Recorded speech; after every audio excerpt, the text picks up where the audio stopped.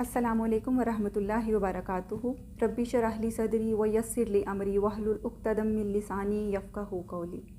बुराई को बुराई समझना कितना ज़रूरी है और बुराई को रोकना कितना ज़रूरी है और ये किस किस की ज़िम्मेदारी है, आज हम इसी पे बात करेंगे।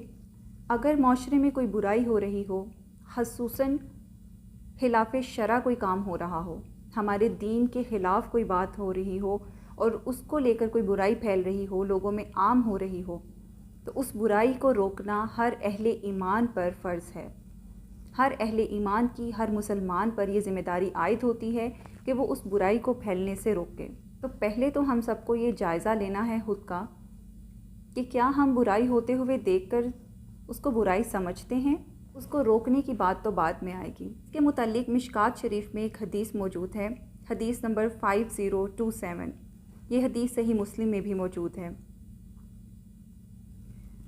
हज़रत अबू सईद खुदरी रज़ी अल्लाह ताला अन्हो रसूलुल्लाह सल्लल्लाहु अलैहि वसल्लम से रिवायत करते हैं कि जो शख्स खिलाफ़ शरअ होते हुए कोई अमर देखे तो उसको अपने हाथ की ताकत से रोके, यानी उस चीज़ को निस्तो नाबूद कर दे। मिसाल के तौर पर अगर कोई ऐसे आलात, गाजे बाजे या कोई इस तरह की चीज़ें देखे जो खिलाफ़ शरअ हो तो उनको तोड़ डाले। कोई नशा आवर मशरूबात हों तो उनको हाथ से ज़ाया कर दे। किसी की कब्ज़ा की हुई, हड़प की हुई चीज़ हो तो उसकी मदद करे, उसको वापस दिलवाए। ये है हाथ की ताकत से उस अमल को अंजाम देना। दूसरा, उसको ज़बान से रोके, ज़बान से उस चीज़ को अंजाम दे। और अगर ये भी ना कर सके, उसको दिल में बुरा जाने, एक कल्बी कुढ़न रखे और इस चीज़ का अज़्म रखे कि जब भी उसे इख्तियार या ताकत मिलेगी तो वो इस अमल को हाथ या ज़बान से अंजाम ज़रूर देगा और उस अमल के मुर्तकिब होने वाले से किनारा कशी करे, उससे कोई ताल्लुक़ ना रखे। तीसरा दर्जा ईमान का कमज़ोर तरीन दर्जा है। तो इस हदीस में हमें वो तीनों दर्जे बताए गए हैं जो एक अहले ईमान पर, एक मुसलमान पर फ़र्ज़ हैं। अल्लाह ताला ने इंसान को सिर्फ़ अपनी अपनी ज़िंदगियाँ गुजारने के लिए दुनिया पर नहीं भेजा, उसको एक ज़िम्मेदारी देकर भेजा गया है कि वो इस दुनिया को रहने के काबिल बनाए। इस दुनिया में अल्लाह ताला का कानून, अल्लाह ताला का हुक्म नाफिज करवाए। नबियों पैगंबरों के बाद ये ज़िम्मेदारी हर मुसलमान पर आयद होती है। इस हदीस की तशरीह करते हुए ये भी लिखते हैं कि जो पहला दर्जा है वो उन लोगों के लिए है जो बाइख्तियार हों, जैसे कि हुक्मरान हों, कोई ऐसे ओहदों पर फाइज हो जो पूरी तरह अपनी ताकत के इख्तियार से उस चीज़ को रोकने की ताकत रखते हों। दूसरे नंबर पर ऐसे अहले इल्मों का ज़िक्र किया गया है जो अपने ज़बान से, अपने वाज़ से लोगों को बुराई से रोकने का हुक्म दें। और तीसरा हुक्म वो आम इंसान, आम मुसलमान के लिए है जिसके पास ये इख्तियारात ना हो लेकिन वो दिल से उसको ज़रूर बुरा जाने। ऐसा ना हो कि वो बेखबरी और बेइल्मी में ज़िंदगी गुजारे और उससे कोई ताल्लुक़ ही ना रखे। ये कमज़ोर तरीन दर्जा है कि दिल से बुरा जाने।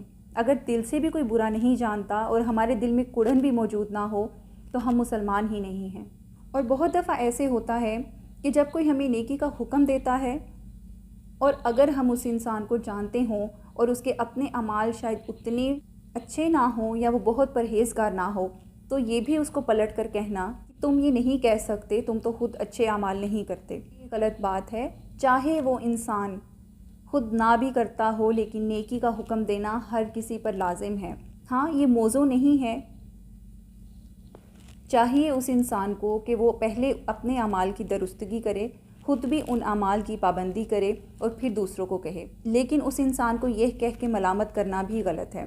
हो सकता है कि कोई इंसान जब अच्छाई का हुक्म देता हो, चाहे ज़ाहिरी तौर पर ही देता हो, लेकिन अच्छाई बोलते बोलते या दूसरों को बताते बताते अपना ज़मीर भी तो मलामत करेगा। और हो सकता है दूसरों को बताते बताते दूसरे शायद उस पर अमल ना करें लेकिन खुद वो इंसान उस पर अमल करना शुरू हो जाए।